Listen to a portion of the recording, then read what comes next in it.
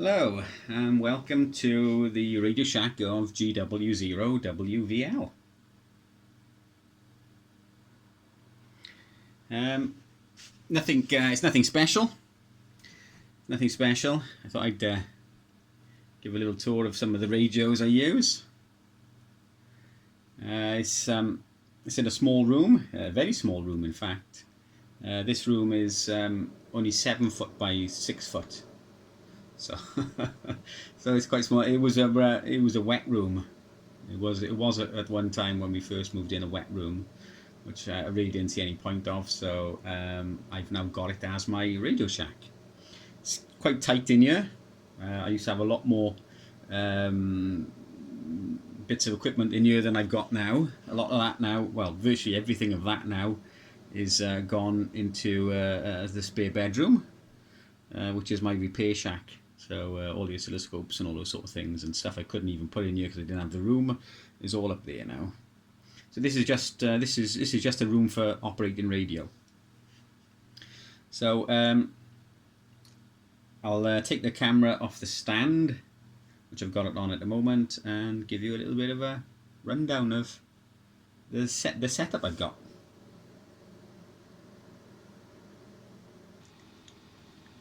So this is my main amplifier. I've got a couple of other amplifiers here, smaller amplifiers. This is a early Explorer 1000 or pre-Linear Amp UK, made by Peter Rodmill. Originally made Heatherlight products. So this is a HF amplifier. Covers 3.5 to 28, so no 160 on this. Not that I've got an antenna for 160 anyway. Works extremely well. Runs a pair of, similar to these. Runs a pair of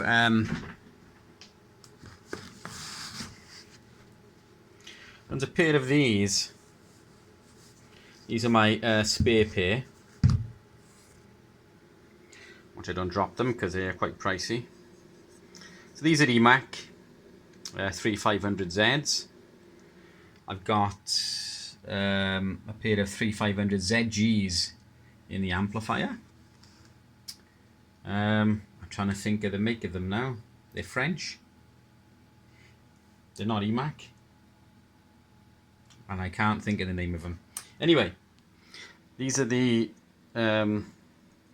basically the valves that's inside the amplifier. Quite a large valve, capable of around about 750 watts each. There's a pair of those in the amplifier. These are my spare pair. I rotate them around every now and again. These came from RF Parts in San Marcos in California. So these are my spares for the for that amplifier. Into a dummy load, into say this dummy load. In fact, this is a Palstar 1500 watt dummy load, fan cooled. And the amplifier with 100 watts of drive power input power will do around about 1600 watts out on the lower bands, and it drops to about 1300 watts or so on 10 meters. Of course, you can't use that amount of power legally in the UK, but at 400 watts it'll run all weekend without any problem at all. If you're in a contest, it'll just run flat out 400 watts without any issues at all. So this is my main amplifier. It's gone out of focus. So as I said, it's a Linear Amp Explorer 1000. Next is my my main radio. Love the FT2000. It's just something about them. They look really, really nice for a start.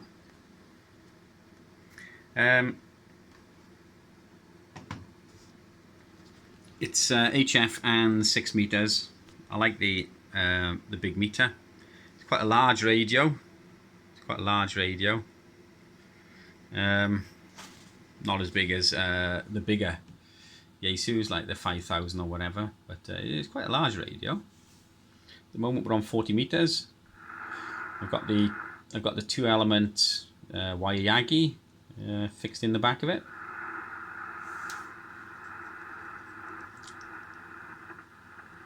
We're on fast. No, we're not.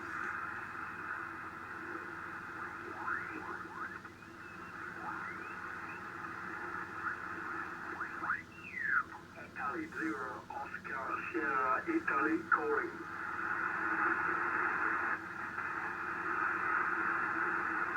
CQ RP World Italy 0 Oscar Sierra Italy calling.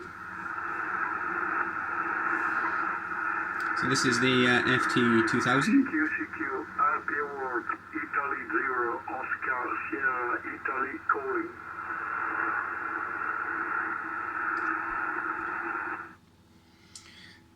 Over or next to it we have the old Kenwood 870. He's on 80 meters with a inverted L.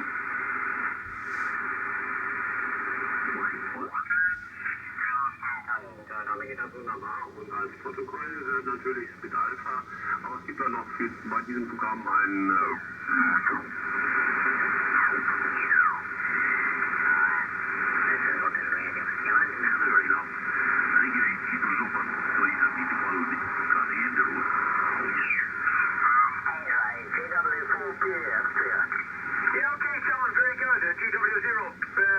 GW0PAF, I should say, EI2HI. Well, John, thanks again. Thanks for the call. So this is the 870. HF only, no 6 meters. Cracking radio though. Next to that we have the older brother to the 870, the 850. This is an HF radio. We're actually on 29 megahertz, but in the menu system on the 850 you can alter the display to read either 50 megs or 144 megs or 430 megs if you're running a transverter. And there's a transverter over there. It's one of the cheap ones off eBay. About 30 quid altogether for the transverter board itself and the switching board. It does 10 watts. Of course, you've got to box it up yourself, which is what I've done. Looks a bit of a mess, not finished. Don't know if I'll ever get around to finishing it, to be honest. But it worked quite well. So in the transverter function in the 850, you can alter the display to read true, depending on what transverter you've got. So if you're on a 50 meg transverter, you can have the readout read 50. And in this case is 2 meters. It reads 144 to 146. We're listening to the local radio club. Very, very good as well. That's the Blaenau Gwent radio club. They have a bit of an on-air meet on a Thursday from around about 7 o'clock on 145 400.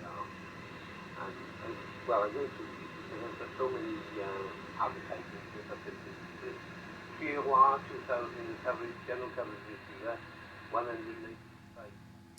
So this is the 850. I've done a video on the 850 when I was replacing the carrier board in here. I've replaced the carrier board with a unit from the Ukraine, the Ukraine again.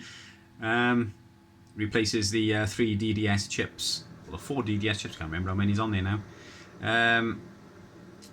And it reduces down to just one IC.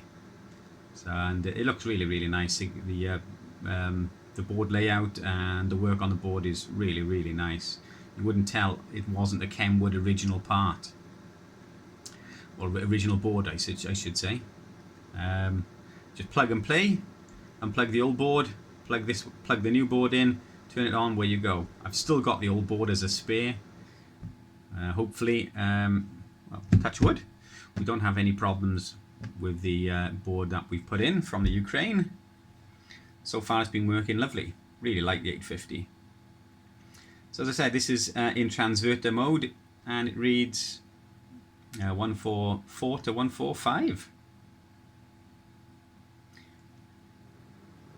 So that's what's on there at the moment.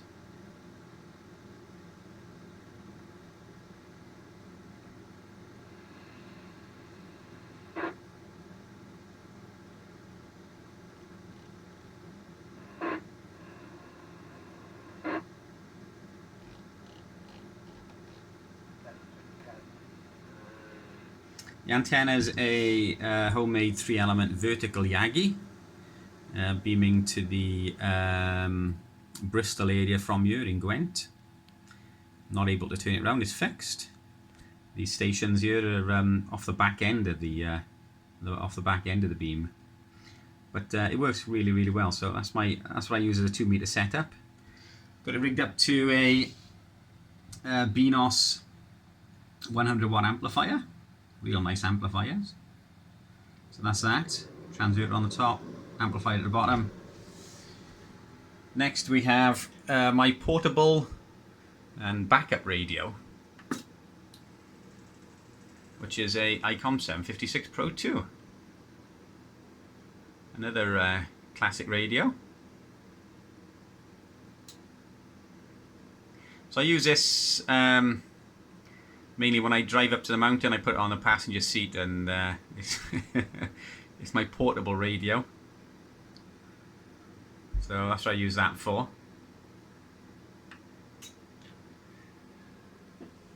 Over the way we have this little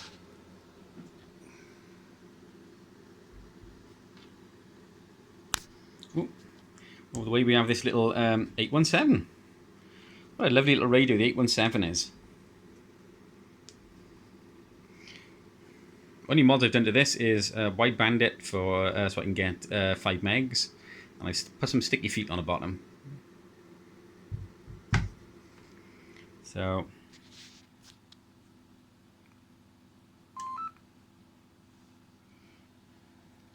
that's the 817.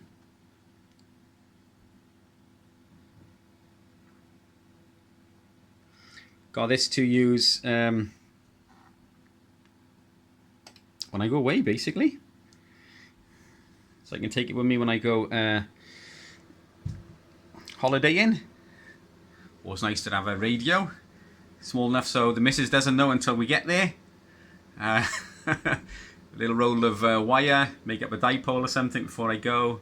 Then to coax, usual thing. Chuck it in the rucksack or something, whatever the case may be. Take it with me on a motorbike, and do a bit of VHF, UHF portable or something. Real nice radio for that. Got the MFJ noise canceller. Who doesn't suffer with noise these days? My lower bands, 40 meters and 80 meters especially, is quite noisy. Noise floor on 80 meters is around about an S7. So if you're below an S7, you don't mind noise. So that's that. Works really, really well. Phases out the noise or cancels out the noise. On the FT2000 I use Ham Radio Deluxe and HDSDR. You can see HDSDR running there now. Gives me band scope or pan adapter. We've got full computer control on this screen of the FT2000. So if I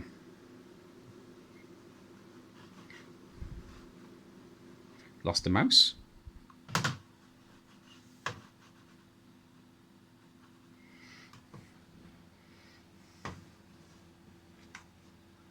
I think the battery in my mouse might be dead.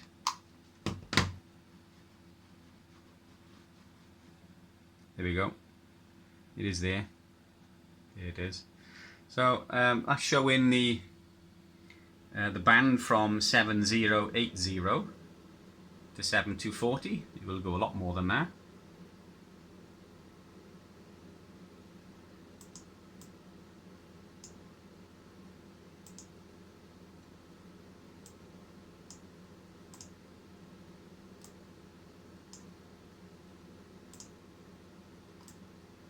So you can see the stations, these are radio stations. These are all radio stations, AM broadcast radio stations.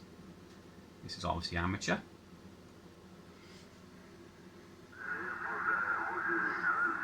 If we just click on to the station,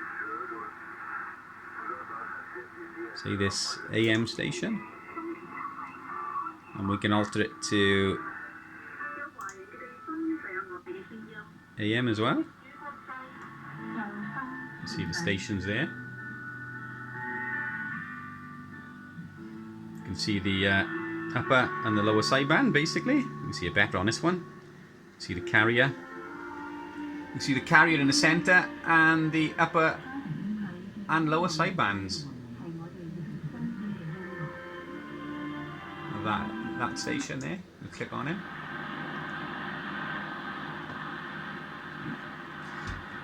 Yeah, it looks like the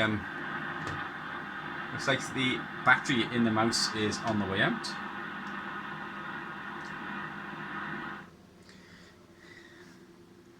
It's rechargeable, so I'll have to put it on charge for an hour or so.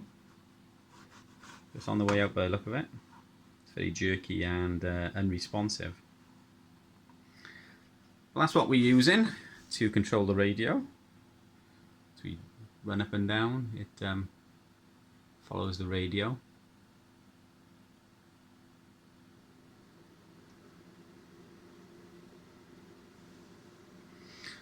So we're running a cheap dongle. I think it was about 20 quid. 20 quid dongle, but they're shielded, slightly better than the real cheap ones you get. That's one of the real cheap ones. They're about 7 quid or so, and that works okay. That works on this okay.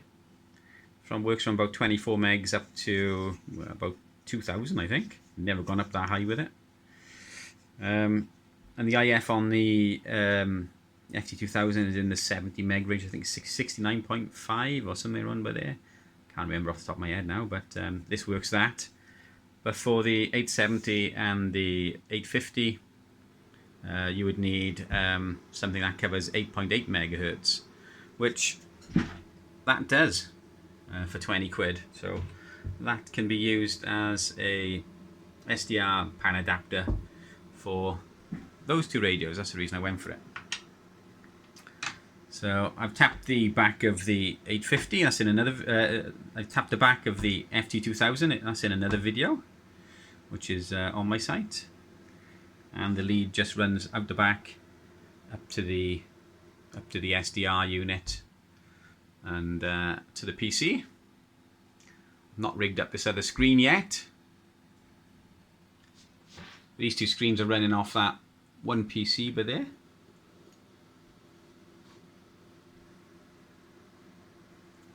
So it gives full computer control, and it just brings modern technology to the FT2000. Gives me a big band scope, and as I never really move the FT2000, it doesn't really make any difference if it's not built in. It works as good as anything else, better in fact. The band scope on the 756 Pro 2, I mean, that's pretty good. It's pretty good. It's nowhere near as wide. It's nowhere near as wide as the band scope there on the HD SDR. It's nowhere near as quick to respond either.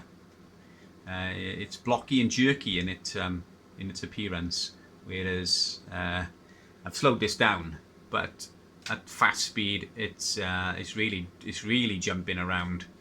All the signals and the stations are. So I've slowed that down, but even at slow speed, it's still much quicker than the band scope on the 756 Pro 2.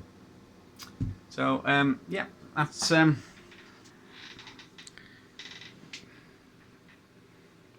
station of GW0WVL.